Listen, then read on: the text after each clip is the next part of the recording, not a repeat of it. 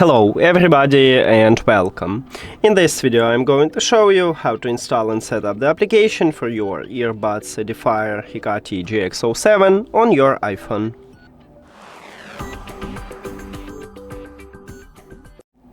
You have to start by open App Store and then go to the search at the right bottom. Then click at the search line at the top and write EDIFIER. Now search, and you should install the application what's called EDIFIER CONNECT, not EDIFIER CONNECT.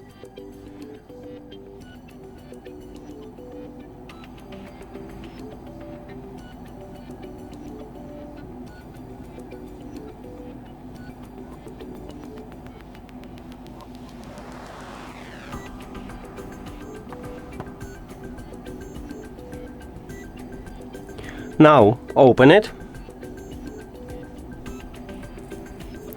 If you need notification, click allow. If you don't need it, click do not allow. Then agree and use.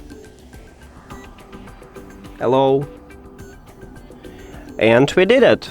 In the next video I'm going to show you how to add these earbuds to the application, so if you don't know how, you can check that video. Thank you for watching this video. If you found it helpful, please consider subscribing to the channel and leave the like on the video. See you later!